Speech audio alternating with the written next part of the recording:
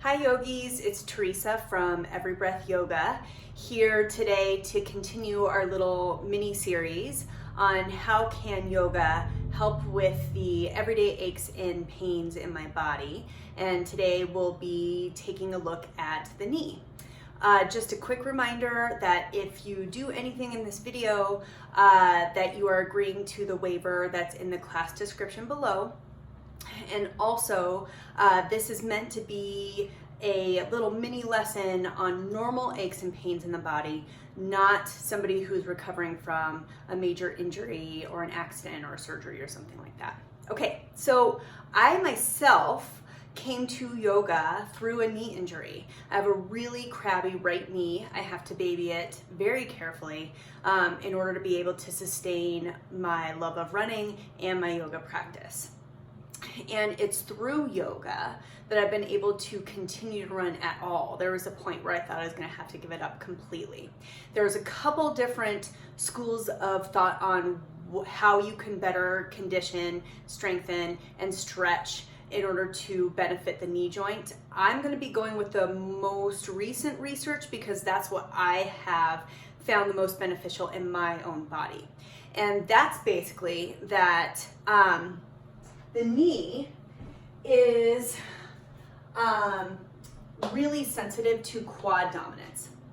So if you think about a lot of the sports that we do, particularly here where I live in Colorado, we have skiing, we have snowboarding, we have hiking, we have running, we have biking, all of those things that really can be very quad dominant. So when you have quad dominance, it's really important to also build the opposing muscles. So I've been very successful with knee health by building more of my back body rather than just focusing on the quad so much.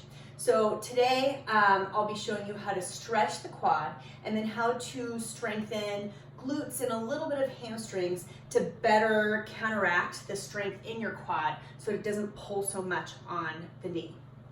I want to begin with everyone with their bellies face down, and I'd like you to find a locust pose. So from locust, you can take your hands and bring them behind you. You're strengthening the spine at the same time. Take the wrinkles out of the back of your neck and elongate. Look a little bit more towards your mat. From here, you can lift one or both knees off the mat. From here, I'm really pushing my hips into the mat.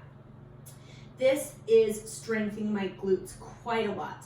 And I have a couple options right here. I can lift my toes. I can move my legs out and in to strengthen different parts of the glutes.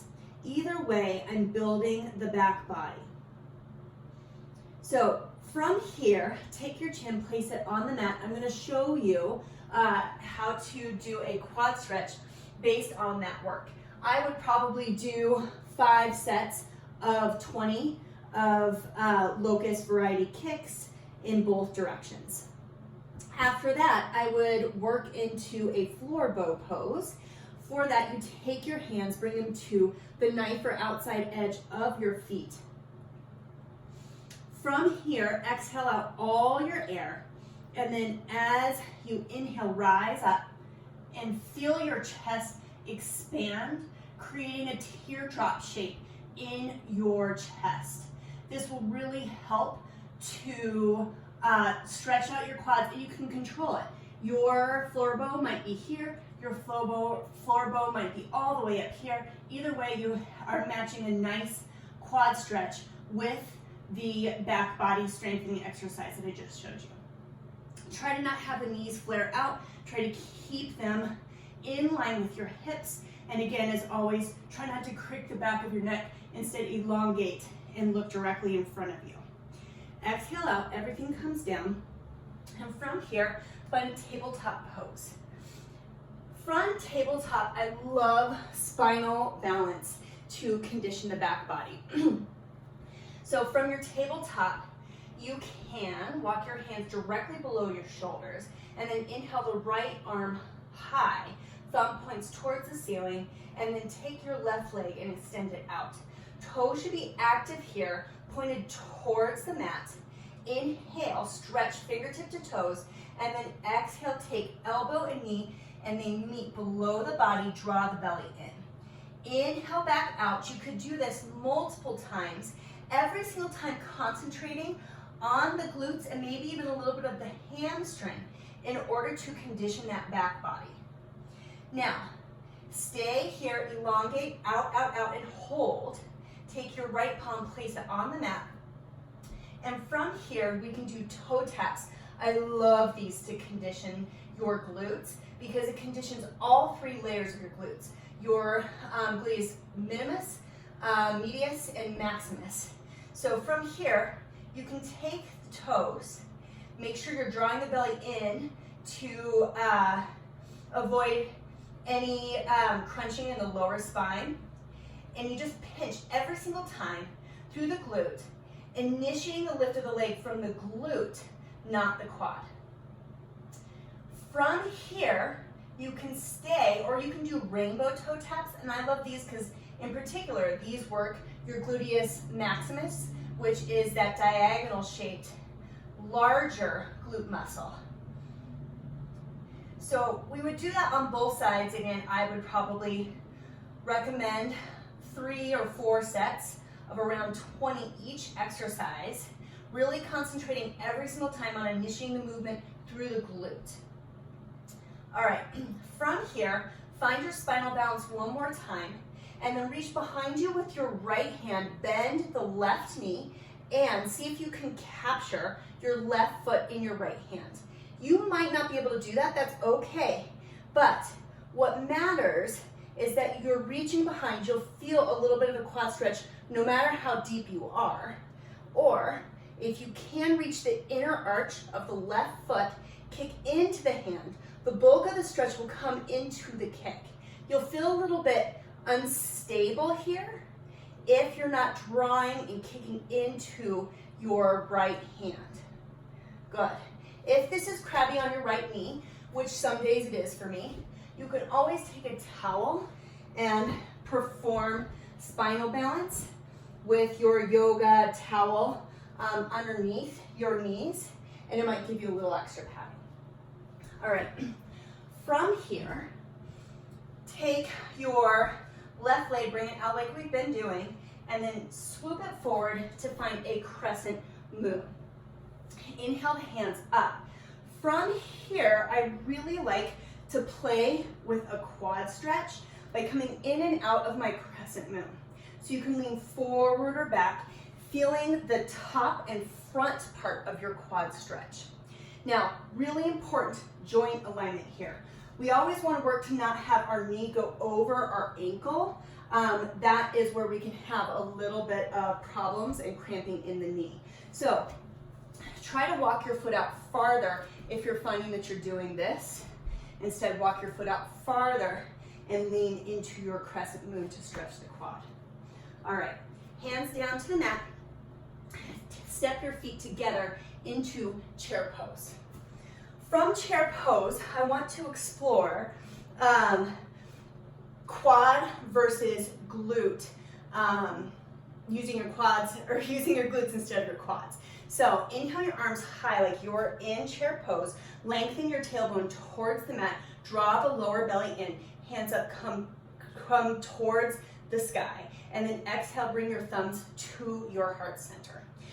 Normally your quads are working here, but can you take your weight and bring them back, back, back? Bring your weight so much into your heels that your toes start to lift off the mat. Good. Now, when you draw your weight deeper into your foot, almost all the way into your heel, you can feel your glutes working a little bit more instead of your quads. So another great way to check yourself in your yoga poses and see how you can use more of your glutes instead of your quad. My favorite quad stretch after chair, and this would be obviously later after a whole flow, but I love to pair it with dancers. So if you stand up, inhale, exhale, take your left hand to your left hip, and then receive the inner arch of your left foot. Inhale your right arm high, and then exhale, start to kick forward. You might find this is how deep your quad allows you to go. That is okay. Or maybe you can remember to steer that left hip forward. It'll want to bounce back. You have a deeper quad stretch if you keep your hips aligned with one another.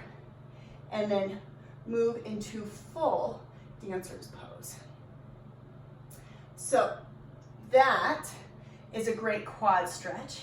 I want to show my favorite glute strengthening exercise. If you inhale, find star pose, reach your hands up towards the sky, heels turn in and toes turn out, and then exhale, sink low into horse pose. This is a great way, again, to exercise the glutes and to work on taking that energy, and instead of placing it under quad, placing it into the glutes. So take your weight again and draw it back, back, back. You should draw your weight into the knife edge of your feet and into your heels. And then tuck your tailbone underneath, lengthen it towards the mat. You will feel your glutes start to ignite. From here, I might do some squats. Again, probably 3 sets of 20.